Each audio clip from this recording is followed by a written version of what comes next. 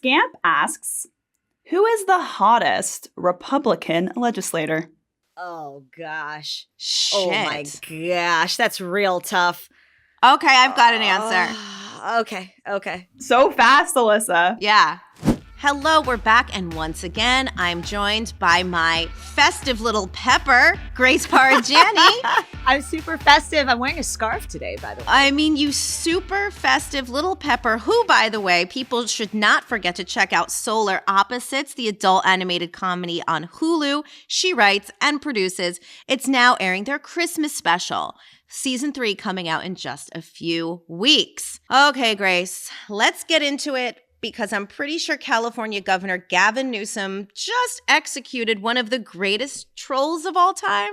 I had to reread this a few times, but on Saturday, after the Supreme Court decided to allow Texas' 6-week abortion ban to remain in effect, he announced he would push for a new law modeled on Texas's abortion ban that would let private citizens sue anyone who makes or sells assault weapons or ghost guns.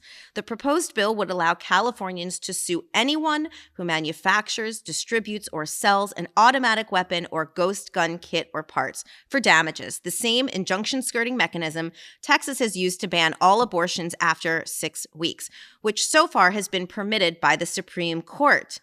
Grace, what do you think about this? Is it a slippery slope or do we love it? So my first thought was it is a slippery slope into justice. Because Okay. I love how petty it is. I really, really do, especially when that pettiness is warranted, as it is in this case. And it's such a direct link to what Texas is doing, and it really needs to be shouted out in that way. I like it a lot. I will say, though, that the idea of giving private citizens this much power is very spooky to me. I mean, obviously, I agree. Texas should not have that position of power as private citizens to be able to, to call out people who've had abortions. And I think same ultimately with Californians. But for Newsom, I love how petty he's being. I think he would fit in very well with our I Feel Petty segment here on Hysteria with that move. Yeah, I mean, we'll be watching it to see what actually comes of this, but I wonder if it will give even the creepiest Republicans pause, that this is in fact a slippery slope. Like, have we gone too far? Is there a reason the Supreme Court exists? But right now the Supreme Court, well, at least 2/3 of it mostly, is giving us a reason to think that there's no need for them to exist. So I guess we'll just have to wait and see what happens. Until June of 2022, from what I understand, which is so long to wait, by the way. Tinder hooks and pins and needles. So now, Alyssa, as you and many of our listeners know, I am a very proud Texan. We're very accustomed to wrath of God thunderstorms, which occur on the regular. But here in LA, we actually had our first rainstorm in almost a year yesterday. And when I say the city almost completely shut down, I truly mean it. I mean, it was probably like half an inch of rain, and the city does not know how to handle any sort of inclement weather. So I cannot even begin to imagine the devastation that happened last Friday when more than 30 unexpected, deadly tornadoes ravaged 4 states, including Kentucky, Arkansas, Tennessee, and Missouri, leaving 74 people dead, hundreds unaccounted for. Radar suggested that the tornado in Mayfield threw debris, I couldn't believe this, over 30,000 feet into the air. That's like the altitude that commercial airlines fly. It's wild to think about debris, pets, people, hats, everything just flying up that far into the air. And meteorologists have said that climate change most likely made the tornado outbreak worse because it altered and amplified the ingredients that produce the outbreak. For instance, higher than average December temperatures. These kinds of events are very rare in December. So it's shocking to see it at any time of the year. It's particularly shocking to see it at this point in December. And President Biden is expected to visit these sites today. So, Alyssa, my question is, as Deputy Chief of Staff to Obama, I know you visited these sites dozens of times.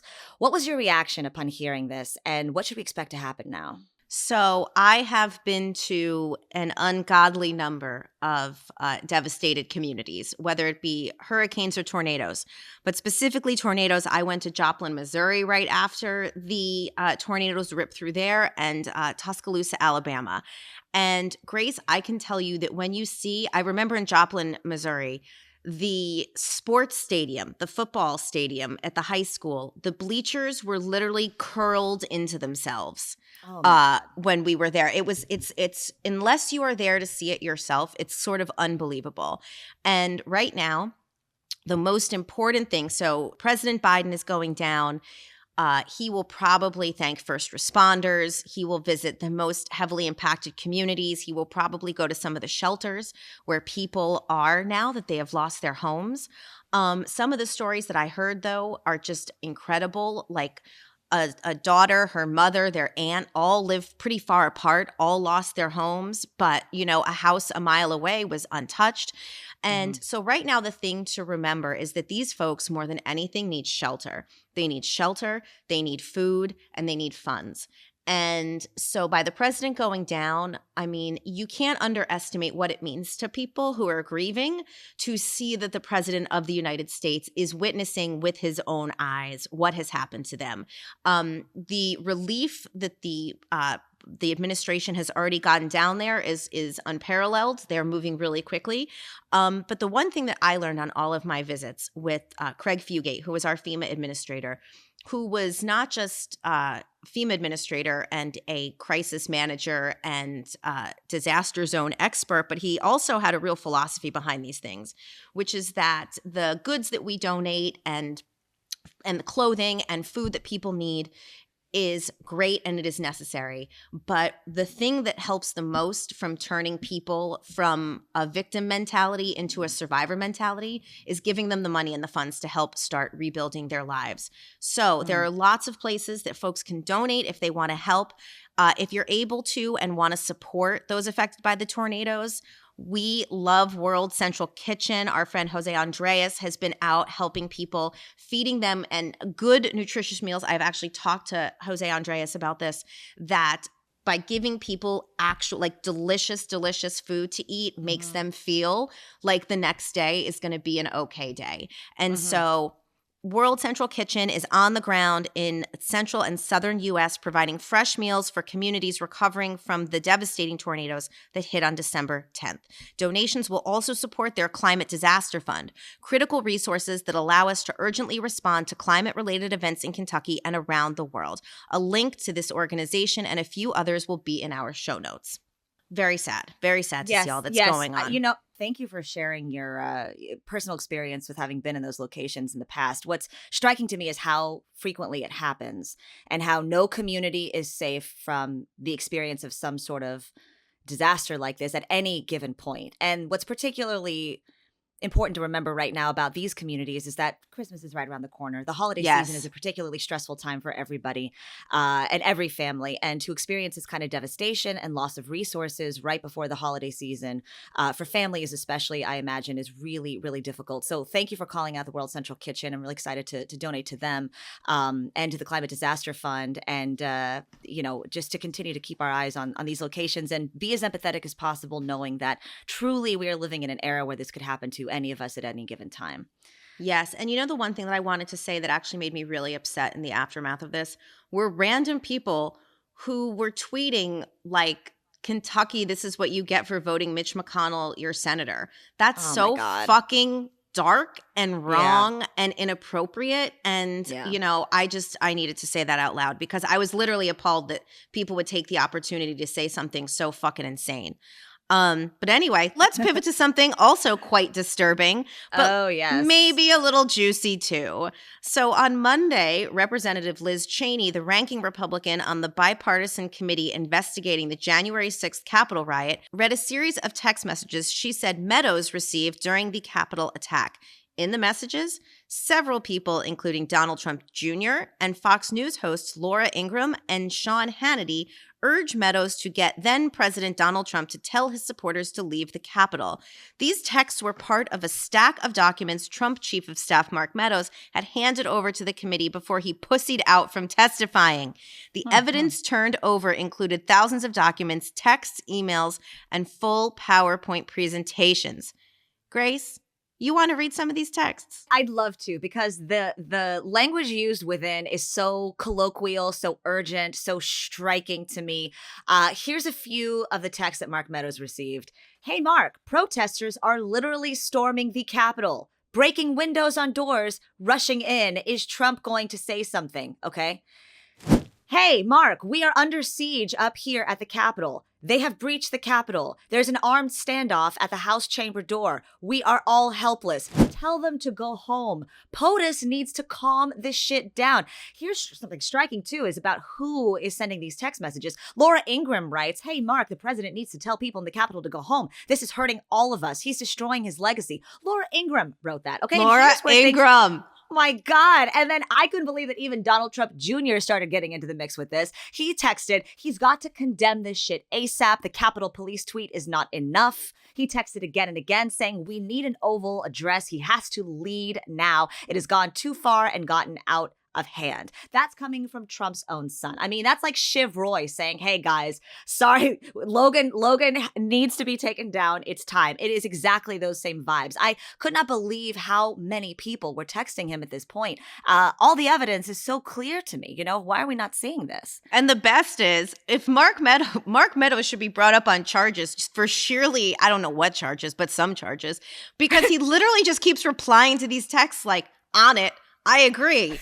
It's like, guess what, Grace? When I reply someone back on it, I've done it. It's handled. It's handled. Exactly. And yet in this case, not even a tiny bit handled. So my question is, does it make you feel like some of these people, the Laura Ingrams of the world, the Donald Trump Jr.'s of the world, like they have more of a soul than we anticipated, that they're a little more aware? It makes me think less of them because they knew it was wrong. They knew it was dangerous. But because the thing that we have to highlight is that as they were sending these texts, within minutes or hours, they were on television saying these people were patriots and that everybody was blowing this out of proportion and blah, blah, blah, blah, blah. So they knew it was wrong. They were scared. They were like, stop it. But then they got on television so afraid of Donald Trump and they were like, this is groovy. This is fine. This is not a problem. Everybody stop being snowflakes. These are just tourists. And so I think that, like, you know, when you know better, you do better. Not them. Not them. Absolutely not. And the evidence is right there. Hey, text means something, by the way. I do love how text can stick around for a long time. I know. Obviously, there's the element of it that's a little scary because you're like, oh shit, did I text something inappropriate? But it also makes me realize that the funny texts, the meaningful texts, those things stick around too. So watch your texts, y'all. Watch your texts. All right, we're going to end on a high note. Grace, I think you have a toast. I have a very meaningful toast this week. I want to toast to our conservator-free queen, Britney Spears, okay? Woo! Because what a girl wants is spilling the tea almost 20 years later, which Britney did by taking to her Instagram a couple days ago and calling out Diane Sawyer for her completely unfair treatment of Britney back in a 2003 interview on ABC. I don't know if you guys saw this post that Britney did, but basically she was calling out Diane for saying, listen, I was but a young woman in 2003. I was forced against my will by my manager, by my parents, to do the sit-down interview with you, Diane. And rather than make it an empathetic moment where you actually tried to get to know me, instead, you just called me out for being a slut. And if you go back and see the interview, Alyssa, it's crazy. I watched it. Yes. What were your thoughts? I mean, it is, you know what the thought is? Because I am like the guiltiest person on earth. I'm like, I can't believe I didn't think this was as appalling as it is back in 2003. Like, I think then we just watched it and we're like, Britney's going to be on TV. But I mean, they're literally like Diane Sawyer is asking the most probing, like gross, inappropriate questions. I know. And there's that moment where she shows the video of Justin Timberlake's Cry Me a River. And she's basically like, you made him do that. What do you think about that? The fact that you made him write that song. And she's like, I didn't. I broke up with this guy because the relationship wasn't great for me and I can't control what he does as an artist. It was so biting and it was so mean and so slut-shaming. Mean. And it was mean.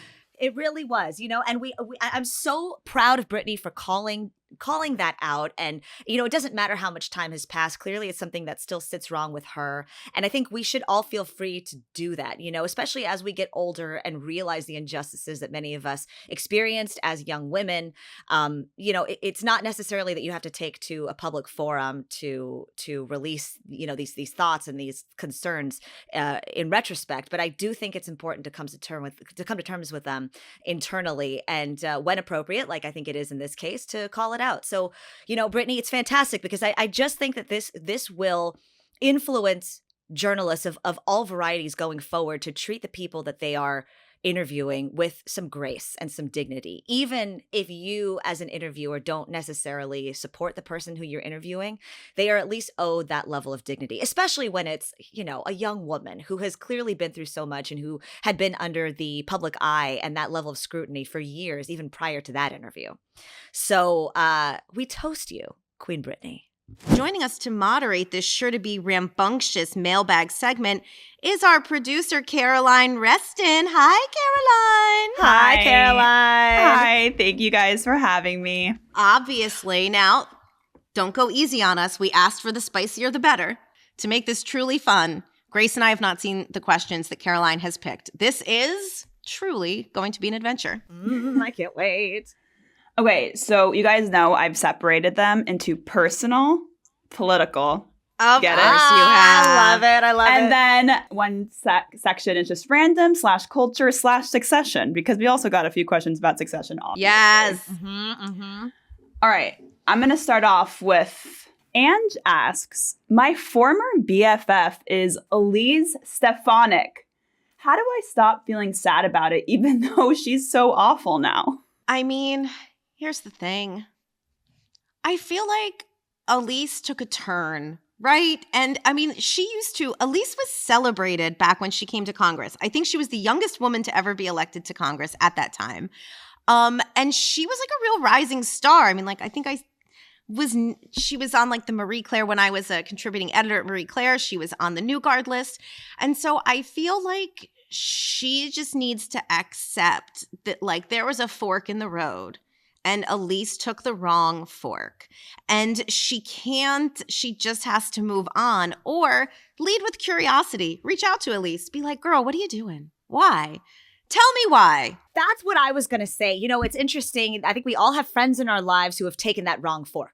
And the question is, do you believe that that friendship is one that at some point can be resuscitated? Is there any sort of value that it brings to you?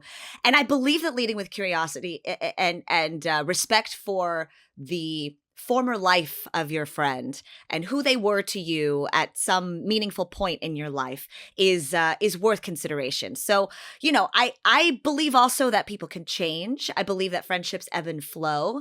I think it's also, by the way, respectful if you want to take the path of never speaking to this person again. That's fair. Totally fair. Okay, next question is from Chelsea, and she asks, fuck, marry, kill. Matt Gaetz, Lauren Boebert, and Sean Hannity. Oh God, can I? You got to marry, got to fuck, you got to kill. Okay, I've got it. Okay. Fuck Matt Gaetz, I guess. Whoa. Marry Sean Hannity, kill Lauren Boebert? Is that how we do it? Is that the only permutation? I don't know. The only adjustment I'd make is I would consider marrying Lauren, because I just think it might be interesting to see what she would do in a single-sex marriage and how that might affect her politics and the politics of people around her. But otherwise, I think you nailed it. Okay. Oh, that's a tough one, guys. They're spicy. I would kill Matt Gaetz. Didn't he like sex traffic humans? Yeah. We marrying that? We fucking that? No, we're fuck Matt. I mean, look, you can hate fuck Matt Gaetz. I don't know. And also, if you're married to somebody, you could do marriage counseling, and maybe that would help. That would help Matt down the road. Also, right? I think Sean Hannity, because I think we made him marry. I think that he was someone who wrote one of the texts to Mark Meadows that was like, yo, bro, this is out of control. So I mean, I guess that makes him slightly more redeemable than Lauren Boebert, who's just taking Christmas card pictures with semi-automatic weapons. Yeah, okay, that's fair. That's very fair. So two people kind of asked the same question here, Frank and Taryn. Okay. I'm getting married next month, and I already had a conversation with my fiance about how I am not changing my name. He's fine with that, supportive. I asked him if he would change his last name. He responded very quickly with a no thank you. End of discussion. Did you all have conversations with your now spouses? Do you know any men who've changed their last name? Most of my girlfriends have not changed their name, but one friend decided to hyphenate after having kids because her kids didn't have the same last name. What are your thoughts on hyphenating and just like last name changing in general? I've actually seen a few men hyphenate their names of late, increasingly so, which I think is interesting. I don't know any man who has switched in heterosexual marriages who has completely switched over to his wife's name, but I have seen them combine names a few times. It's really tricky. It's a very personal decision. What's important is that you guys end up on the same page. If it felt a little odd that your husband was immediately like, no, I'm not going to do that, I think that's an understandable reaction. I know for me, it was important. I did change my last name officially, but it was important to me to keep my last name in my name somewhere. I changed my middle name to Parra, so technically now I'm Grace Parra Janney. I like going by all three names because I think it kind of sort of feels like a hyphenate, but isn't. But I there's no universal for this. I really, as I was going through the process, I really hoped there would be some sort of universal to it, but I haven't found that to be the case. Alyssa, what do you think? I got married when I was 37 or 38, and my last name's Mastromonaco. So there was really either I was going to drop Mastromonaco and take Crone, and then who the fuck is Alyssa Crone? Do you know what I mean? At like that point, it's like, who is this person? So for me, it was pretty easy, but that's just because my last name was really long and I was older. So I felt like I had really settled into Mastromonaco. Like once you've learned at a very young age, M as in Mary, A, S as in Sam, T as in Tom, R, O, M as in Mary, O, N as in Nick, A, C, O, like you really can't go back. That was poetry. Can I also just throw in, I don't know if you guys have seen Father of the Bride Part 2. Of course. They throw in a really great third alternative, which is alternative last names. And I mean, not suggesting people do this, but it always makes me laugh thinking that Steve Martin's going to have a granddaughter named Sophie Zankman. Yes. That's right. That's right. I do love that option. This question is from Sierra, and it's for Alyssa. Alyssa, what's your least favorite jam combo? Well, you know what I will say? I have not had great success with apple. To me, it always ends up giving the consistency of applesauce, which I love applesauce, but in a jam, I will say I'm sort of not into the apples in my jam. Ooh, that's really good. I would have to second that. But I also wonder that sometimes I like a citrus marmalade, but sometimes they can go a little heavy on the peel. And if it's a little too chunky, peel-centric, it tends to be on the bitter side for me, like a kind of, just a little bitter to the taste. Which is so funny because I have sent you some marmalade that is on its way to you, but because I have the same feeling, you can actually control it by how much pith you include. So you will now be the judge of the marmalade situation. Oh, I'm so excited. Okay, so Megan asks, I'm reaching out to you all from Nancy Pelosi's district in San Francisco, also mine, my home district. My question for you is, when Nancy Pelosi retires, which hopefully is not for a long time, who in the Democratic Party do you see as a viable replacement for her as Speaker of the House, assuming, of course, Democrats retain the House? You know who I'm super into? I have a quick top of the head candidate, Pramila Jayapal. Yes. I think that as part of this Build Back Better negotiation that, I think that the media always tries to portray progressives as sort of like these petulant children who are asking for too much too fast. And I think that she, one, understands that in Congress you're always going to have to negotiate. And I think that she has been statesperson-like throughout this whole process. I think she's been great at explaining. I think she understands compromise. So I would say Pramila Jayapal. I second that. I really like Pramila, who's a Hysteria alum as well. Yes, she is. God, I can't think of anybody who's better than that. Is this a universal resounding yes to Pramila? I think so. We're on Team Jayapal when or if the opportunity should ever present itself. Scamp asks, who is the hottest Republican legislator? Oh, gosh. Shit. Oh, my gosh. That's real tough. Okay, I've got an answer. Okay. So fast, Alyssa. Yeah. Liz Cheney. Wow. All right. Like, I'm sorry. There's also that little Adam Kinzinger. He seems like a nice person.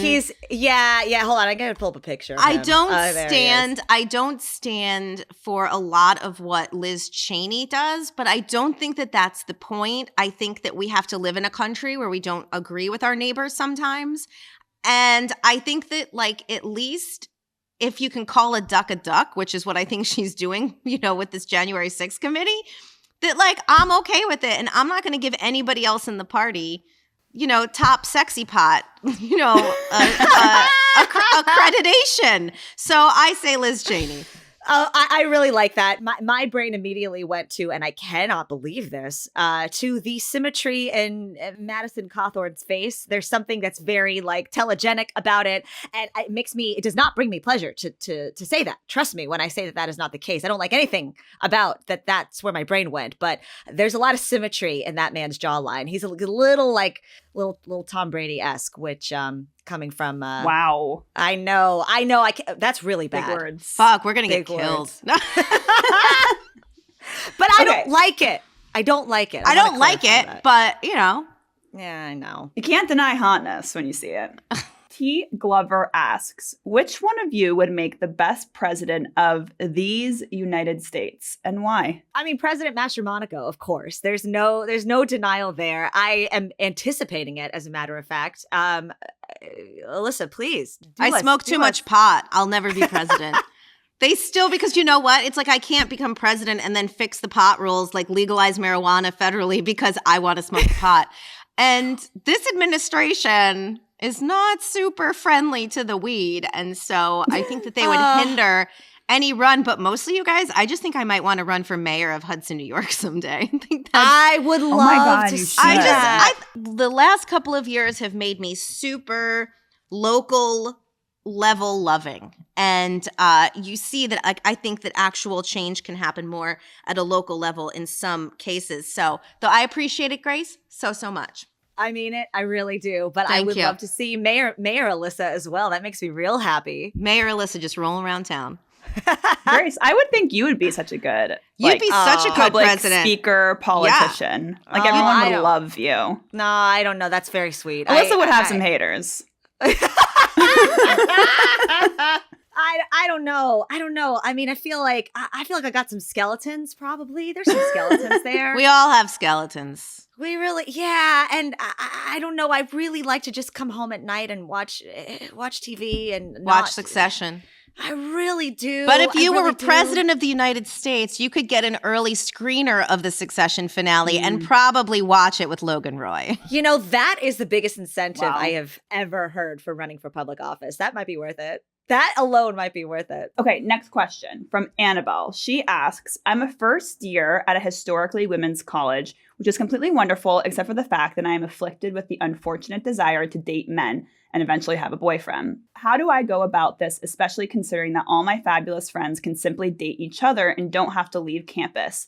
Do I have to go on dating apps? Should I get cats and call it a day? What should I do? Why do we always just default to being alone equals getting cats? Okay, you can have a very nice, fulfilled life and lovely husband, and also have cats. But Grace, please take us away on the dating advice. Well, I went to an all-girl high school myself. I will say that I didn't really date, but that was high school. It was a different situation. I was living with my parents, didn't know who I was or any of that. I think that it's important to remember this is but a blip in your life. These few years are a very small period of your existence, and you also have summers where you could be anywhere, probably not on campus. You've got study abroad opportunities, which I would take full advantage of. And I'm not sure which town or city you're writing to us from, but I remember I went to Columbia, which Barnard College is part of the campus, and that was a really interesting experience for Barnard graduates and Barnard friends because they got the experience of being in an all-girl, single-sex environment, but also had a co-ed campus that was right next door. There's lots of commingling, so it's very possible that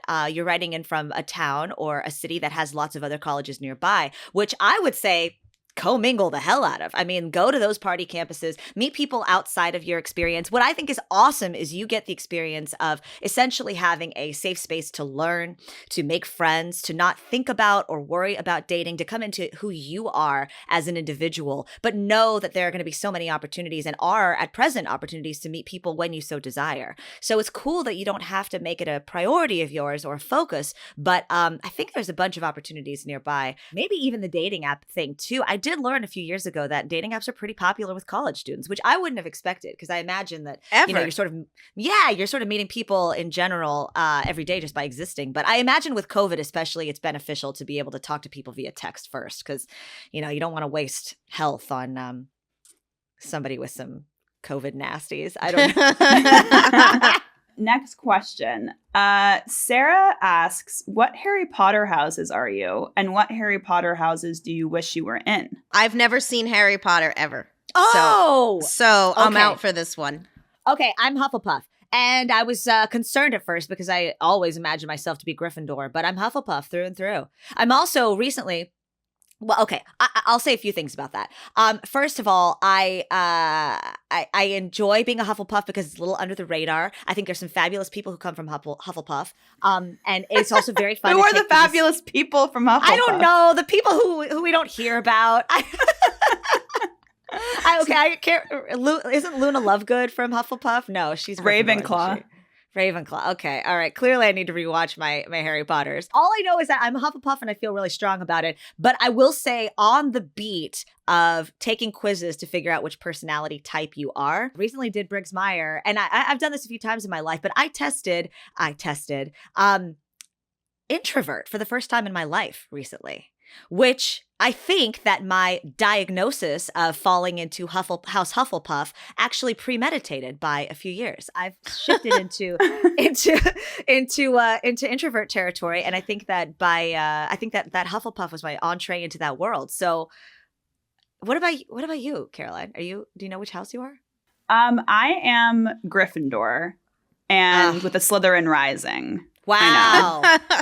That's the dream combo, I think. Yeah, I'm pretty much Harry Potter. Right? That's Harry Potter. What do we think Alyssa is? She's Gryffindor through and through. I was going to say, I think you're Gryffindor or Ravenclaw. Ooh, Ravenclaw. That sounds saucy. It's pretty saucy, but I think she's Gryffindor with Slytherin rising. Actually, Caroline, I think you both are. Yeah. Because Alyssa can be spicy. A little spicy. Alyssa tells it as it is.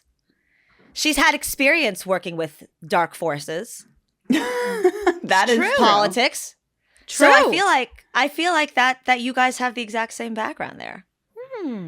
Next question. Jenny asks, Alyssa, what is your fondest memory of the holidays at the White House? Is it as amazing as the West Wing makes it look? So here is a true and heartwarming story. When my favorite memory of the holidays is actually from the Bush administration. Because, no, let me tell you why. So when the transition happens, so we had won the election in 2008, and between, December of 2008 and January of 2009, you have the transition process. And so as part of this process, I was still living in Chicago, but I would fly to DC and we would do meetings with folks who were in the White House still, and they would show you where things were and tell you how things operate and all this kind of stuff. So one day, my deputy Danielle and I were going in for our meeting, and we go to the gate and they say, actually, ladies, your meeting is in the West Wing today. And I had never been in the West Wing before ever. And Danielle and I were like, no, we're going to the EEOB, which is the building right next door.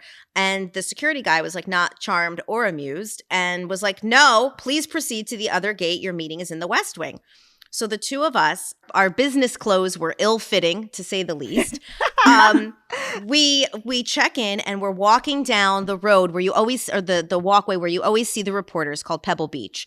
And we were holding hands because we were so nervous and so stressed. And it's a funny thing because I'm 5'2" and a little white lady, and Danielle has got to be 5'10" or 5'11", and she is a black woman. And we laugh. We would call ourselves Little White Rose and Big Black Rose.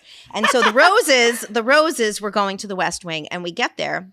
And what we found out was that the people who worked there, the chief of staff at the time was Josh Bolton. I think that's who it was. And they called Danielle and I in, and he said, you know what? We know the jobs you're going to have when you get here. And when you get to the White House, Christmas is the most wonderful time of year. But if you actually work here, it is a nightmare because things get crazy. Things get crazy at the holidays. It's the end of the year. There's always some congressional crisis. And so they said to us that they wanted to take us on a tour of the holiday decorations so that we would always have a memory of enjoying them when it wasn't our responsibility to make thousands of other people enjoy the holidays. And so they took Danielle and I on a guided tour of the West Wing and the East Wing so we could see all the Christmas decorations and take them in. And we were like two little country mice, just taking it all in so slow, taking in every sight, every tree, every wreath. It was genuinely so special and so kind. It made such an impression on me that people would care enough to make sure that we had that kind of emotional positive experience. So that is actually my favorite Christmas memory from working in the White House. That is absolutely adorable, and it makes me long for a time when transitions were happy. That's what was so hard about watching some of what had happened is that Sure. memory is so seared in my brain, that they thought we were such nice people. They wanted to make sure that we were always that we had one Christmas where we were able to enjoy nothing but the beauty of the Christmas decorations, holiday decorations. Yeah, they prioritized. It did. It was you very guys. nice. So that's a nice question. I'm glad somebody asked that. Okay, well, hard left because Kat is asking if you could regulate any part of the male body, what would it be and what would you be regulating? Oh boy. You know what I'd regulate? I'd regulate back hair.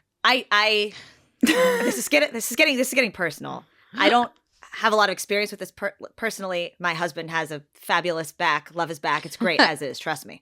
But I see, videos, shows that feature, some men. I go on, to the beach, whatnot. There's gentlemen that have a lot of back hair, a really crazy amount of back hair. Sometimes they wear polo shirts and you can see it even going down the back of their arm, sticking out, just real bushy. And I feel like that shit needs to be regulated. Women, we don't have that. We don't have that issue. I don't like it. And I think just universally it should go away. I mean, I don't know if we can do this, but I would like to regulate their brains to never be able to have an opinion on our bodies, right? I think that's where I'm at. Yeah, I think that's where I'm at. I like that. Nanoir asks, do you think Shiv and Roman deserved it? Yeah, I do think. Of course. I do think that they deserved it. I will say that an interesting perspective came up in the last day that I've been sitting with, which is a reminder that Shiv was on her own career path for a very long time. She worked in politics. She made a name for herself with, by the way, a different party from the one that the Roy family supports. She really had her own thing going. And it was Logan who convinced her to come back into the fray of Waystar Royco. And Logan who ultimately fucked her over at the end as far as, end of the season goes.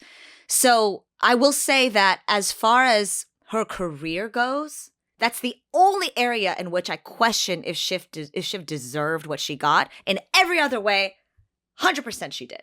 Yeah, I mean, she and Roman, because here's the thing.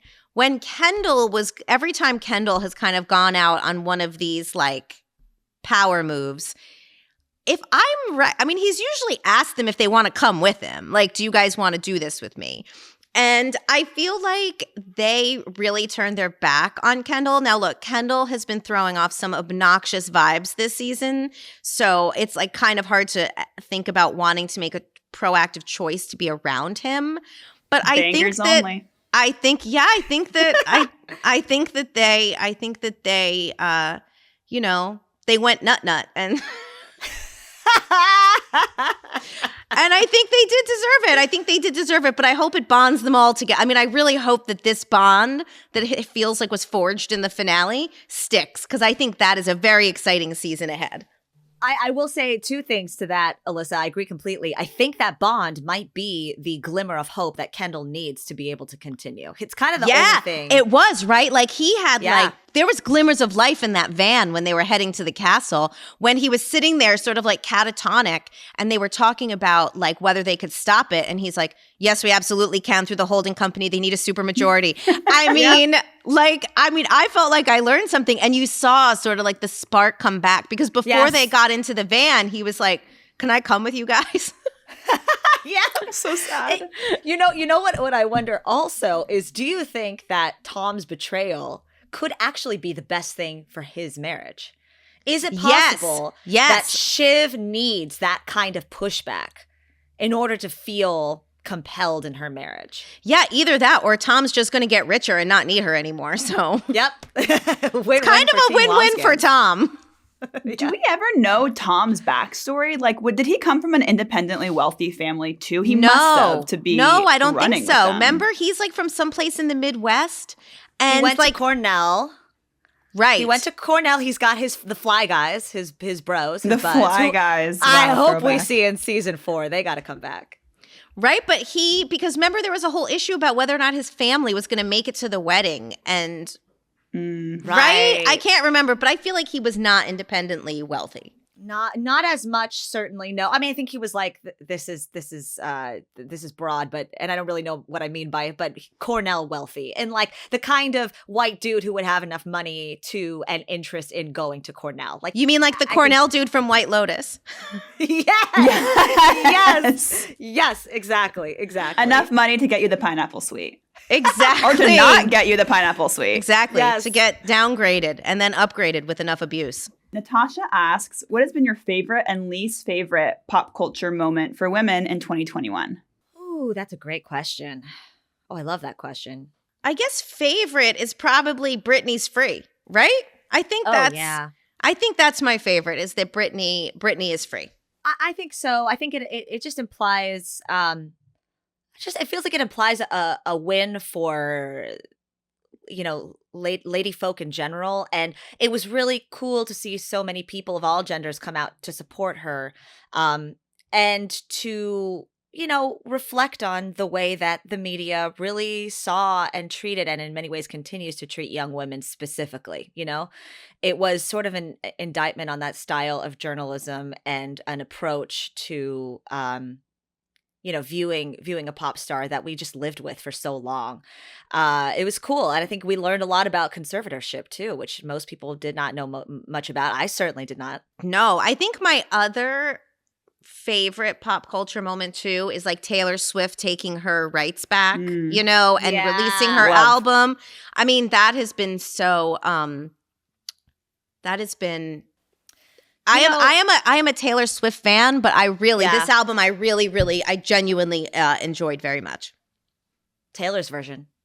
A least favorite is actually pretty recent. Actually, I think it just came out today or yesterday. Ben Affleck said something to the effect of, if I was still with Jennifer Garner, I would be drinking. Yeah. That was fuck that guy. What the fuck? That was real bad. That's a bad moment. It's a bad look for Ben. It's awful. I don't know Jennifer Garner personally, but I imagine that she does not deserve somebody saying. And his notoriously kids, the nicest. Yeah, his kids are old enough to hear that. Like, the kids what they fuck? Really are. You know what? The only thing he's done some things that I've enjoyed, but my favorite is obviously when he played Chucky in Good Will Hunting. And what a fall from grace, because Chucky would never do that, because the code in Southie, that would never happen. So it would never happen. I love it. I agree. You know what? I also, as our eagle-eared Hysteria listeners will know, I'm a big J-Lo fan. I love her, and I don't know that Ben Affleck is good enough for her. I don't like it. I don't like the way he talks about his ex. I don't like his behavior. I really don't like the Phoenix tattoo that he's got on his back. I know we've been talking a lot about men's backs today, but I'm not into that shit. That's a low moment for me. I agree. I was having a hard time thinking of a low one, but that's pretty bad. This one is from Calhunas, and she asks, what's your favorite tote bag ever? Parentheses, for work. I love my canvas LL Bean bag. Size medium, handle regular, not long. I have so many of them. They're indestructible. They're perfect. And the medium size doesn't allow you to put too much in it that would hurt your back. This is a journey I've had over the years and actually ended up with very serious back problems because I was using a work tote that was too heavy. It was too big and I could put too much in it and it messed up my back. So here is my non-sponsored plug for LL Bean, and they're cheap. They're like $55. If you get it monogrammed, which obviously all of mine are monogrammed. Got to. I love LL Bean. I second that. I will say if you're not going to go tote and you're going to go in the direction of backpack for those heavier days. Good idea. Which, you know, we all have our heavy flows and our light flows. If you got a heavy flow that day, got to go Herschel. Herschel's a fantastic brand. I really like their backpacks. You know, the tote that I use, though, with such frequency that I see around everywhere I go, that New Yorker canvas tote that you get every time you subscribe, it is ubiquitous. It's great for a reason because, to your point, Alyssa, it doesn't allow you to stick too much in it. So it's just the right amount. It's washable. So, I mean, I'm looking at mine right now. I love it. Big fan of that one. It also says, I'm smart. I read. Yeah. I read the entire Jeremy Strong profile is what that says. Okay, last question from someone named Sure, yeah.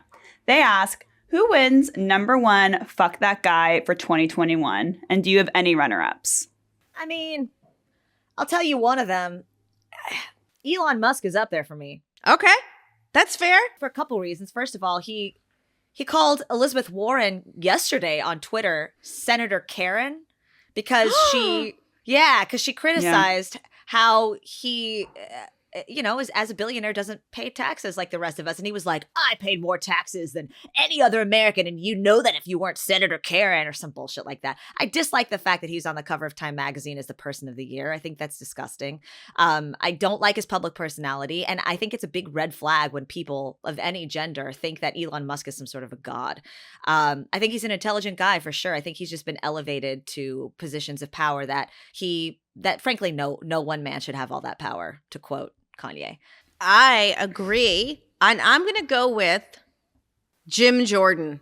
Because he's just trash. Yeah. He's just trash. And I am worried if we lose the House, who's going to, I mean, he is so dangerous because he is so willfully stupid, but he has more power, but he's willfully stupid. He's malevolent. He is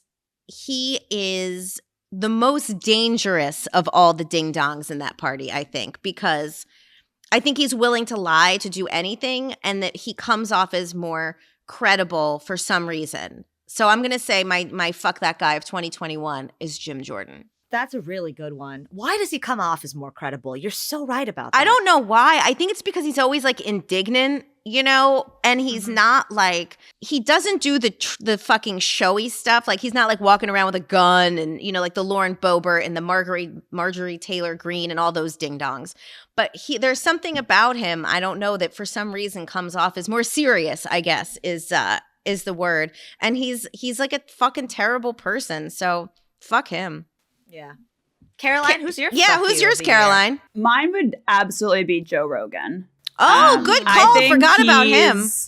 He's perpetuated so much false information and he has the ear of so many people. And what's so frustrating about him is I feel like he knows better, but he knows he's getting all its attention, all this money, all this clout for just speaking bullshit. And, my beloved Fear Factor host has turned evil.